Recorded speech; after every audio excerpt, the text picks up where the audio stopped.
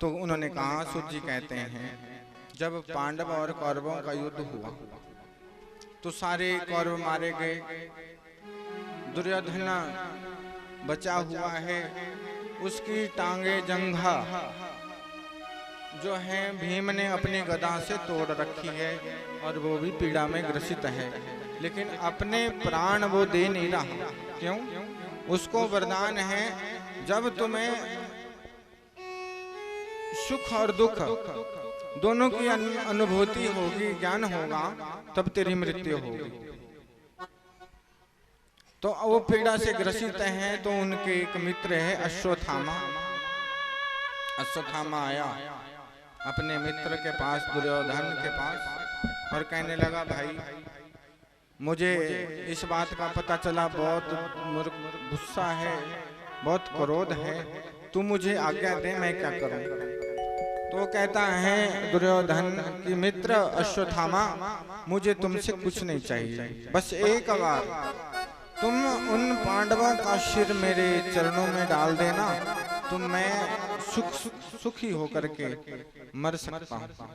अश्वत्थामा जाता है तो आज पांडवों को भगवान कृष्ण बाहर ले जाते हैं और उनके कक्ष में द्रौपदी के 5 पुत्र सोए हुए हैं, और वहां पे जाकर के अश्वत्थामा ने उनका सिर काट करके द्रौपदी के 5 पुत्रों को और दुर्योधन के आगे रख दिए और कहने लगे, मित्र देख, मैंने आज तेरे दुश्मनों का सिर काट करके तुम्हारे सामने रखा है।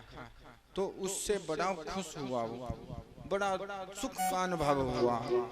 अब वो अपने हाथों से उनको मुष्टिका मारने लगा उन सिरों पे, तो वो सब की सब फट जाती है। अब दुर्योधन को पता लग गया कि ये पांडव नहीं है, उस द्रौपदी के 5 पुत्र हैं। तो उसको जो है बहुत दुखी हुआ, कहने लगा, दुष्ट अश्वत्थामा, तुमने इनको मार करके आज हमारे वंश ही खत्म कर दिया। तो उनको बड़ा दुख हुआ। तो उन्होंने अपने, कहते हैं दुर्योधन ने अपने प्राण इस दुख में गवाए कि हमारा जो वंश है वो आज खत्म हो गया। सभी हस्तिनापुर के राजा युधिष्ठिर जी को राजा बनाया जाता है। एक दिन जो है युधिष्ठिर जी रो रहे होते हैं, भगवान कृष्ण ने पूछा क्या बात है? तो कहने लगे, आज मुझे अपने भाइयों की याद आ रही है, उन कौरवों की याद आ रही है, उनको याद कर करके वो रो रहे हैं। भगवान श्री कृष्ण ने, कहते हैं युधिष्ठिर जी को भी गीता का ज्ञान दिया, लेकिन वो आयु में छोटे हैं भगवान कृष्ण युधिष्ठिर जी से, तो उनकी बातों को उन्होंने गंभीरता से नहीं लिया, तो वो ऐसे ही रह गए। इसके बाद जो है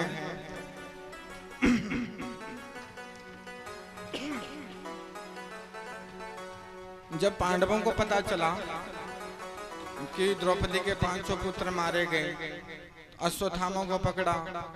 उसको क्या किया है पांडवों ने? कहते हैं ब्राह्मण को मारना ब्रह्म हत्या के समान है। तो क्या करना चाहिए?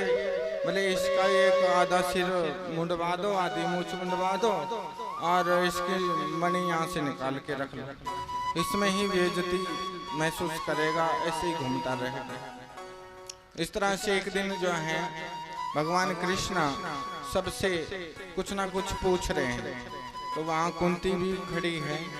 कुंती से कहा, भगवान कृष्ण कहते हैं, बुआ आज तक दुनिया में जो भी कुछ है सब मुझसे मांगते रहते हैं, तुमने आज तक कुछ नहीं मांगा,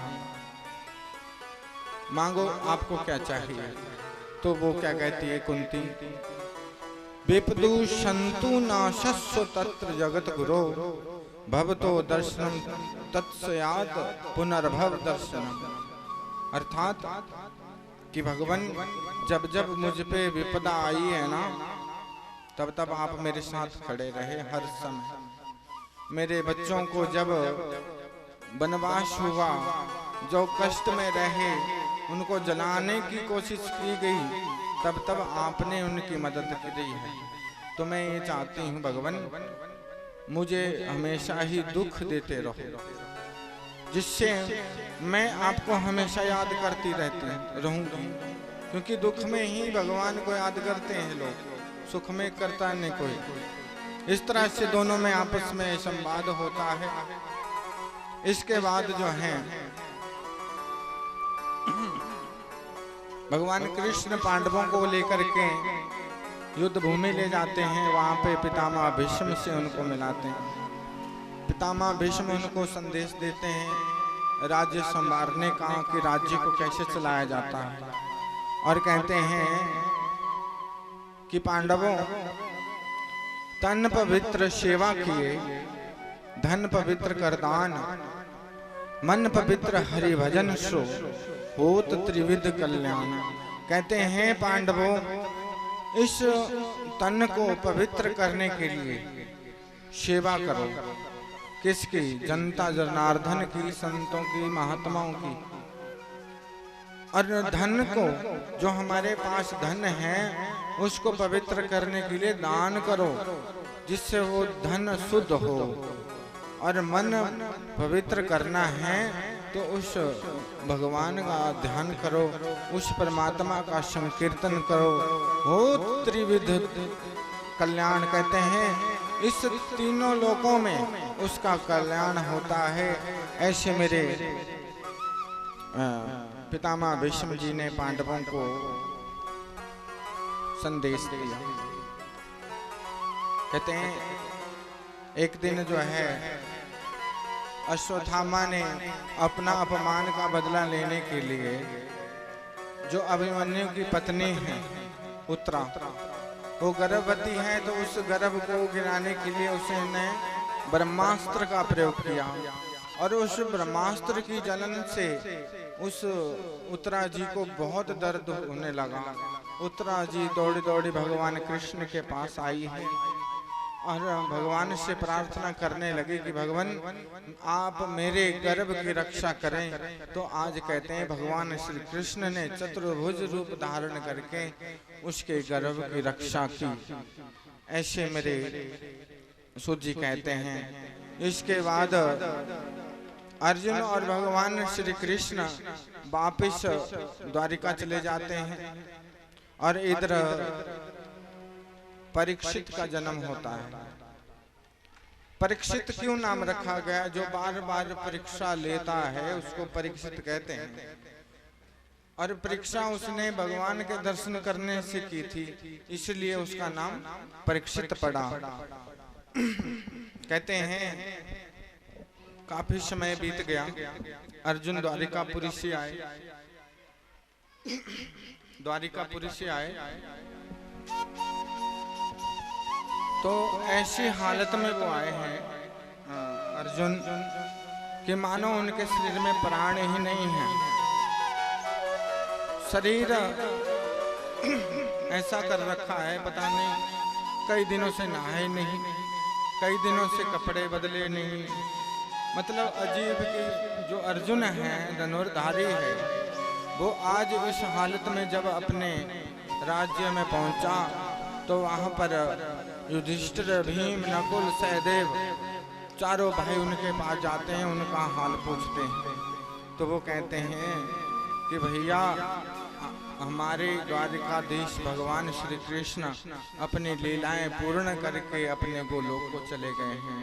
कहते हैं जब ये वाक्य माँ कुंती ने सुना तो उन्होंने उसी समय प्राण त्याग दिए। पांचों भाई द्रौपदी